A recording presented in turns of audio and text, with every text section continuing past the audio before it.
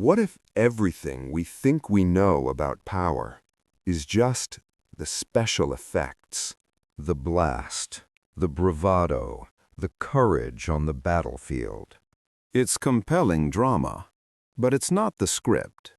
The real script is written here, in the ledger.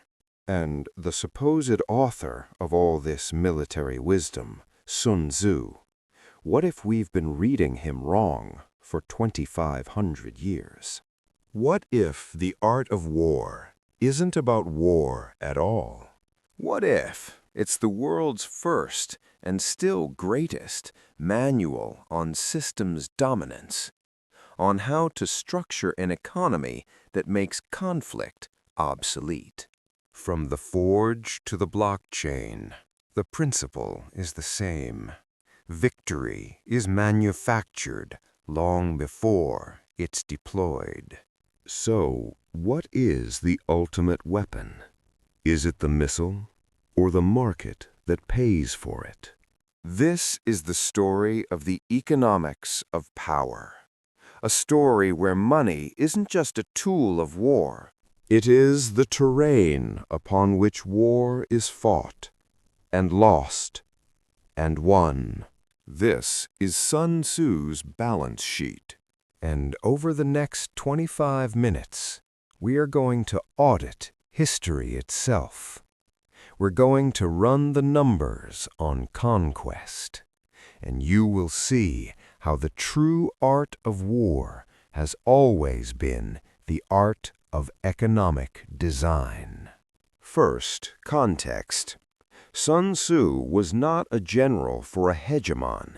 He was a consultant for the state of Wu, a smaller player in a dangerous neighborhood. Think of him as the ultimate management consultant for an ambitious, resource-constrained startup. His job? Survival and growth against entrenched incumbents. So his famous book isn't a fight manual, it's a pre-fight manual. It's obsessed with preparation, calculation, and cost. His entire philosophy condenses into one insane line. Victorious warriors win first and then go to war. Let's sit with that. Win first. How do you win a war you haven't fought? You don't win the battle. You win the conditions for the battle. You structure the game so your victory is the only logical outcome. Economically, winning first means building an industrial base so robust, a financial system so deep, and a technological lead so great that any opponent faces a losing proposition from day one. This isn't theory. Athens built its navy with silver. Britain built its empire with coal and credit. They won first. Today, winning first might mean controlling the means of computation. The fab is the new fortress. So our thesis is this. Sun Tzu's true genius was a holistic systems view. He saw the state as a single, integrated entity, where economic health and military power were inseparable. To prove it, we'll examine his 5 core principles, not as tactics of war, but as financial statements of power. And we start with the most fundamental, the profit and loss statement of violence itself. Principle 1. The cost-benefit analysis. Sun Tzu's blunt warning, no country has ever benefited from prolonged warfare. This is not pacifism, it's accounting. War is a catastrophic capital expenditure. It consumes resources at a staggering rate while producing nothing of lasting value. A victory that ruins you is a strategic failure. Sun Tzu is saying, before you mobilize a single soldier, you must run the numbers. If the cost of winning destroys your treasury and your society, you have not won. You have merely chosen the most expensive form of loss.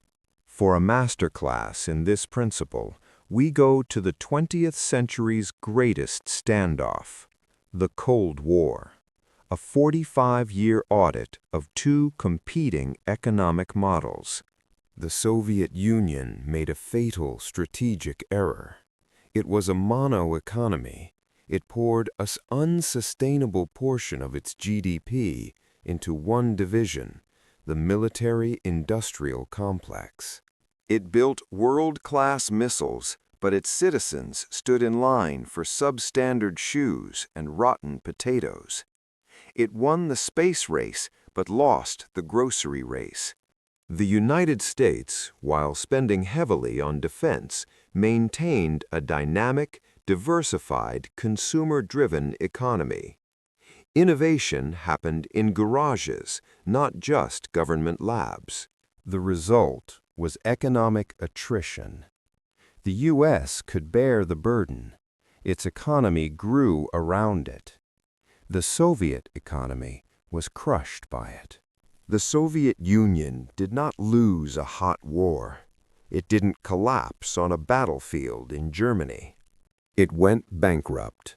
It was bled dry by the relentless economics of an arms race it could not afford. It failed Sun Tzu's first and most basic test. This principle screams at us today. Every defense budget hearing, every debate about guns versus butter is a Sun Tzu cost-benefit analysis. The lesson is brutal and simple. If you cannot pay for your ambition without destroying the thing you're fighting for, you have already lost. Victory is a financial calculation. Which leads us to the logical next step. If fighting is so ruinously expensive, what's the alternative? How do you win without the cost? Principle 2. Subduing without fighting. This is Sun Tzu's masterpiece, the pinnacle of strategic art. In ancient terms, this was the siege. Not the storm, but the strangle. The goal wasn't to break the walls, but to break the economy inside them, to let starvation and despair do your work. Today, the walls are financial. The moats are digital. We call this sanctions, embargoes, and financial warfare. It is the modern siege. Step 1. Freeze the enemy's sovereign assets. Lock away their rainy day fund. Cripple their central bank's ability to manage a crisis. Step 2. Financial isolation. Cut their banks off from the SWIFT system. Make them a pariah in global trade. Suddenly, they can't buy or sell efficiently. Step 3. Technology embargo. Ban the export of critical components. Your enemy's advanced weapons become impossible to maintain or build. Their military decays on the vine. Look at a modern economy like Russia's pre-2022, integrated globally, dependent on energy exports and Western tech imports. When conflict came, the siege began. The goal wasn't to immediately destroy the Russian army, but to strangle the economy that paid for it, that fueled it, that inspired its loyalty. There's also the long game, debt trap diplomacy. Fund massive infrastructure projects in strategic locations. Use loans, not loans, to create unpayable debt. When the borrower defaults, as the difficult terms often ensure, you gain leverage. You can renegotiate for military access, resource rights, or outright control, conquest by contract. This is old wisdom. The British East India Company didn't conquer India with the British Army. It used corporate charters, exclusive trade deals, and local debt to gain control. then used its private army to protect its assets. This is the ultimate power move. You don't destroy your enemy's capability. You make it irrelevant. You render their military a useless, expensive artifact by dismantling the economic system that gives it meaning. The supreme art is to achieve your political ends with a bank statement, not a bomb blast. But to apply this art, to know where to squeeze, you need perfect intelligence. And for Sun Tzu, intelligence was never about counting spears. Principle 3. Competitive intelligence is financial intelligence. Know your enemy meant spies reporting on harvests, treasury levels, and market prices. Today, the spy agency is as likely to be a hedge fund or a data analytics firm. The intel is economic, supply chain maps, debt maturity schedules, demographic forecasts. Tool 1. Supply chain vulnerability analysis. Where are the single points of failure? For example, the world's most advanced semiconductors flow through a tiny island and a few narrow straits. That's not just a trade route, it's a strategic choke point. Tool 2. Demographic forecasting. A shrinking, aging workforce tells you about a nation's long-term ability to fund its military, pay its pensions, and maintain social stability. It's a countdown clock on their current model. Tool 3. Financial stress testing. What happens if their currency drops 30%? If their key export is sanctioned? This modeling predicts breaking points, not battle outcomes. In the Cold War, the CIA didn't just count missiles. It obsessively analyzed Soviet wheat harvests. A bad harvest meant the USSR would need to spend precious foreign currency on food imports, weakening them elsewhere. Today, knowing that a rival is overwhelmingly dependent on your country for a critical resource like gas or rare earth minerals is a form of power. It's an economic lever you can choose to pull or not. The goal of this intelligence is to enable precision pressure. Instead of blunt force, you can target the specific pillar of their economy that, if shaken, brings the whole structure to the negotiating table. Sun Tzu's insight is that the deepest vulnerabilities are not military, but societal and economic. The general who knows the enemy's economy better than his own formations has already won. And once you have this deep knowledge, you can move beyond pressure. You can begin to actively shape your enemy's reality. You can move from defense to manipulation. Principle 4. Market manipulation and asymmetric warfare. All warfare is based on deception. At the highest level, deception isn't hiding your army. It's rigging the entire game in your favor before your opponent knows they're playing. Tool 1. Currency manipulation. A state artificially devalues its own currency. This makes its exports dirt cheap, flooding global markets and undercutting foreign industries.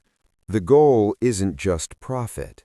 It's to hollow out a competitor's industrial base, create unemployment, and foment internal political strife, all while posing as a mere tough competitor. Tool 2. Information warfare in financial markets. This is spreading fear, uncertainty, and doubt. FUD. A forged memo, a rumor of bank insolvency, a coordinated sell-off by state-linked funds.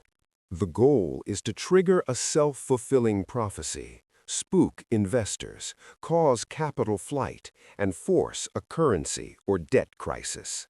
You attack confidence, the bedrock of any modern economy. Tool 3. Strategic subsidy and dumping. Use state capital to fund a key industry until it dominates globally, pricing out all competitors. You lose money per unit to win the market and the future technological standard. A classic example, the 1973 OPEC oil embargo. It wasn't a military action. It was a cartel weaponizing a commodity to inflict economic pain and shift global politics. The battlefield was the pump. A modern case, rare earth elements. One nation controls the processing.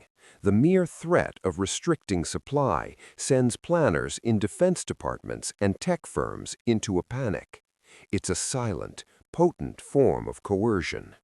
This is asymmetric warfare at the grand strategic level.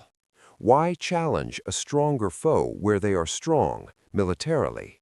Attack where they are vulnerable and you are strong, in the complex, interconnected web of global finance and trade. Sun Tzu's deception is about controlling the narrative and the environment. In economics, that means controlling market sentiment, resource flows, and technological dependencies. You win by making your opponent's strengths irrelevant.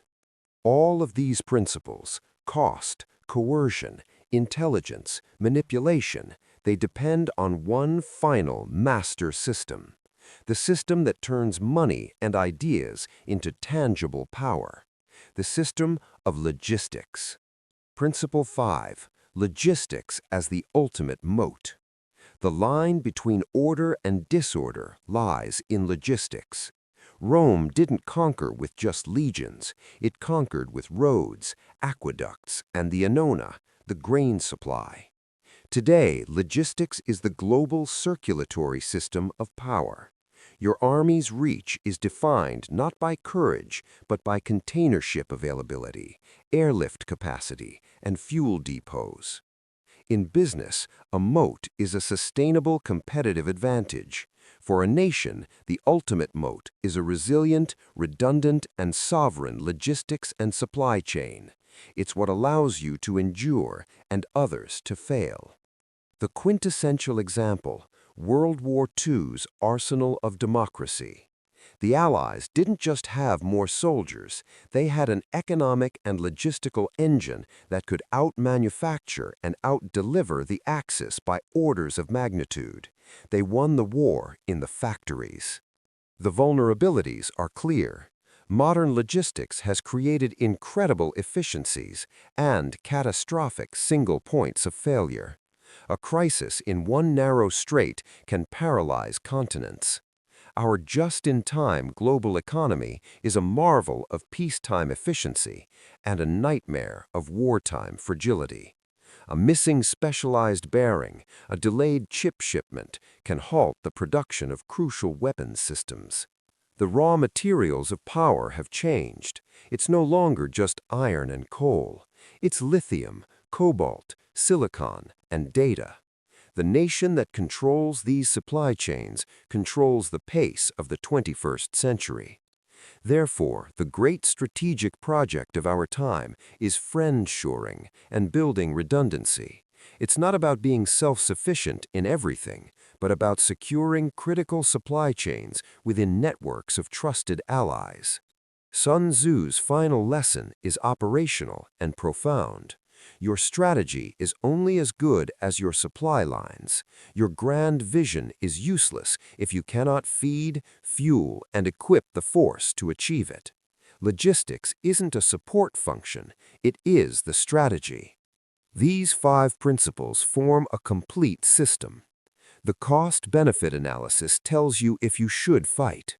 Subduing without fighting and market manipulation are your primary weapons. Financial intelligence is your targeting system, and logistics is your unbreakable foundation. So, let's apply this system. Let's audit a live conflict through Sun Tzu's lens, the war in Ukraine. Russia's initial assault was a high-risk, low-probability options play, a speculative bet on a rapid, low-cost regime collapse. It failed Principle 1 immediately. The cost-benefit was catastrophically miscalculated.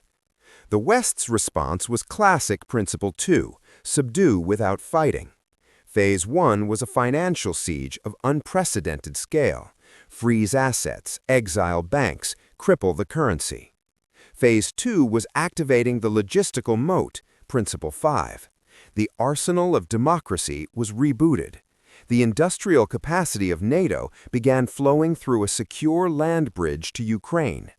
The war became one of attrition, a pure test of economic endurance, Principle 1. It transformed from a battle of maneuvers into a quarterly earnings call where the metrics are artillery shells produced per month. Throughout, Principles 3 and 4 were in play: commercial satellite intelligence, information warfare, and the targeted financial coercion of elites. This is the synthesized view. The soldier in the trench is just the final expression of a vast, interconnected system of economic, industrial, and logistical power. And this lens explains the world beyond Ukraine. The South China Sea disputes are about controlling the logistics moat. The scramble for Africa is about securing future resources. The CHIPS Act is about building a domestic tech moat. Sun Tzu's enduring genius was a holistic vision. He saw the state not as an army with a country attached, but as a single integrated organism. The health of the treasury, the morale of the people, the strength of the harvest, and the discipline of the army were all one system. The ultimate takeaway is this: power is not a thing you possess, like a bomb or a tank. It is a system you build and maintain. A system of economic resilience, industrial capacity, financial depth, and logistical reach. And this applies to you. Personal power and security are not about a gun in a drawer. They are about your personal system, your skills, your industrial base, your network, your alliances, your financial runway, your treasury, and your adaptability, your logistics. Sun Tzu's goal was never just to win a war. It was to create a state so prosperous, so resilient, and so formidable in its preparation that victory was assured without battle. To win first. The true economics of power, therefore, is not the economics of destruction. It is the economics of creation. It is the economics of building something so strong that no one would be foolish enough to try and break it. So build your economy, secure your supply chains, win first. What do you think? Is the economic lens the most accurate way to view power and conflict today? Which of the 5 principles do you see playing out most clearly right now? Let's have a seriously interesting discussion down in the comments. If you found this deep dive into the systems of power valuable, there's more where that came from. Hit subscribe and turn on notifications so you don't miss the next chapter. We explore the hidden patterns of history, power, and money. Thanks for watching. I'll see you in the next one.